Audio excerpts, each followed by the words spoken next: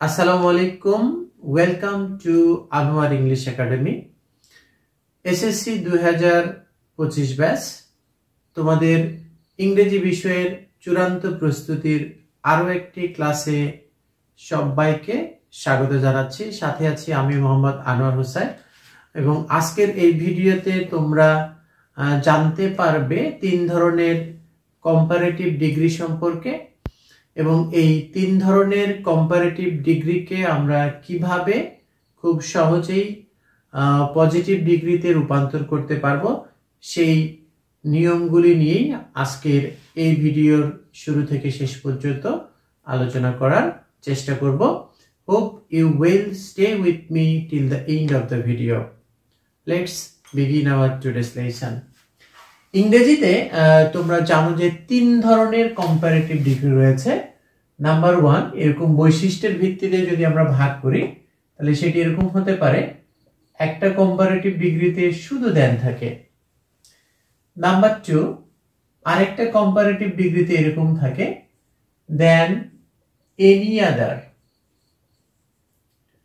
এবং নাম্বার 3 যে কম্পারেটিভ ডিগ্রিটি রয়েছে সেটি হচ্ছে দেন most other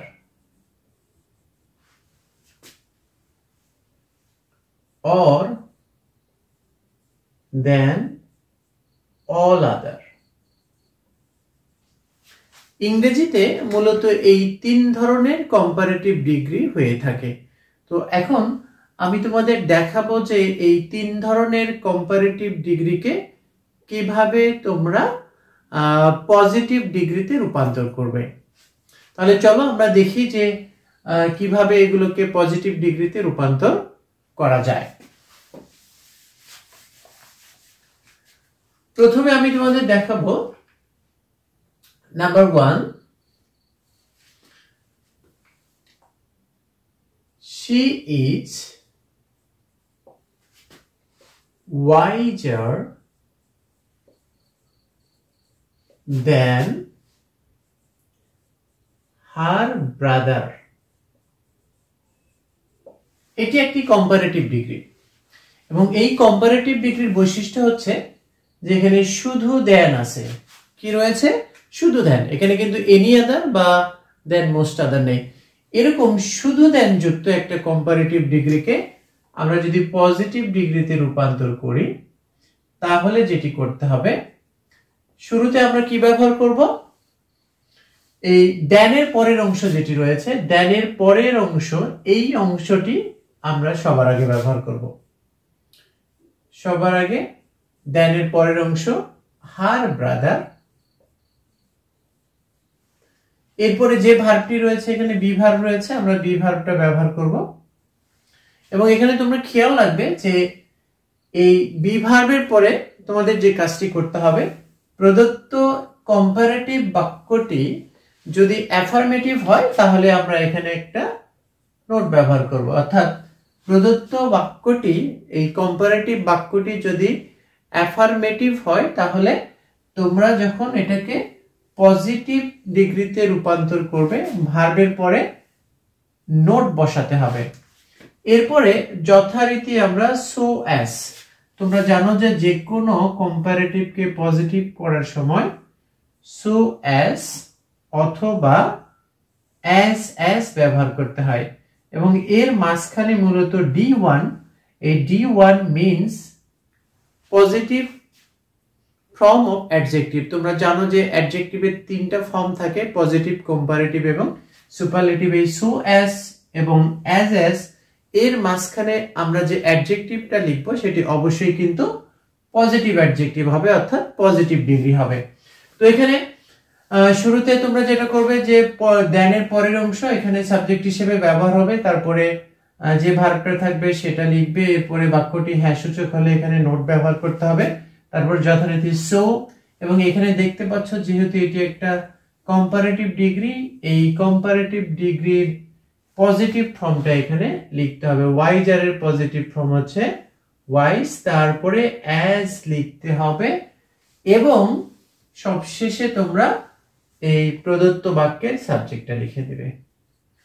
এটি হলো শুধু দেন যুক্ত কম্পারেটিভ ডিগ্রির একটা বাক্যকে পজিটিভ ডিগ্রিতে রূপান্তর করার নিয়ম। এবার আমি তোমাদের দেন যুক্ত যে পরের বাক্যটি রয়েছে সেটিকে কিভাবে পজিটিভ ডিগ্রিতে রূপান্তর করতে হয় তার একটি নমুনা দেখাবো।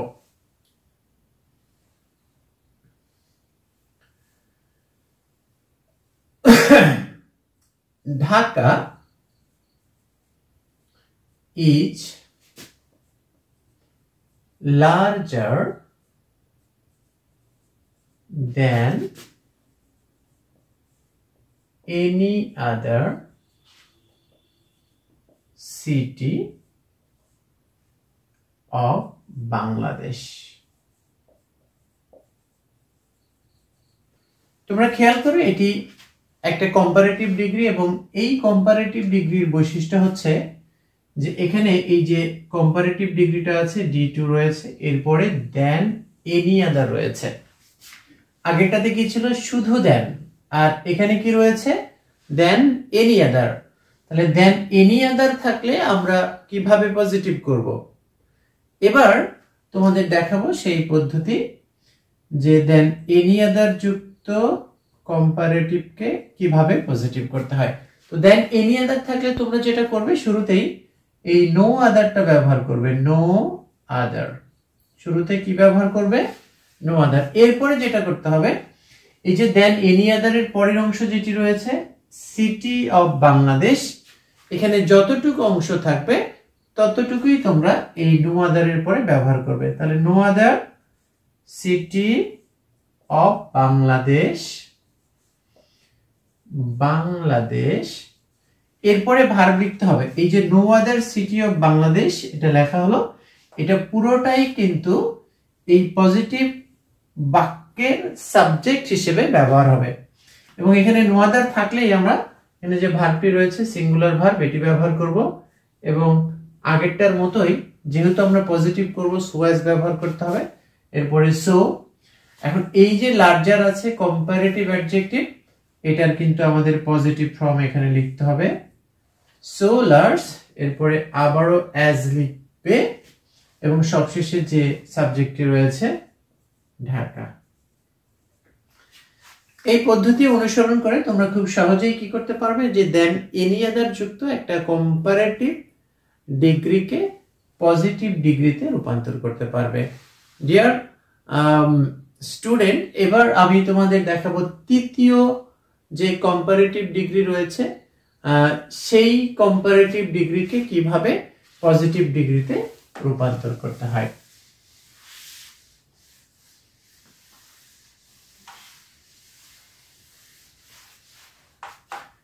Number 3. Number 3.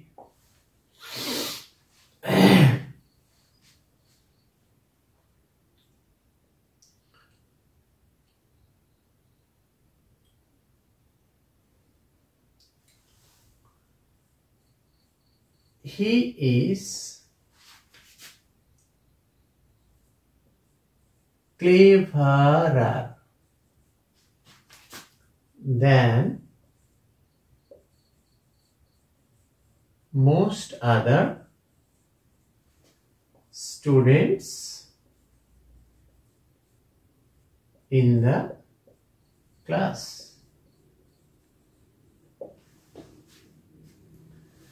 এটিকে আমরা পজিটিভ ডিগ্রিতে রূপান্তর করব। কিভাবে করবে? এখানে বৈশিষ্ট্যটা কি যে দেনের পরে কি রয়েছে মোস্ট আদার রয়েছে।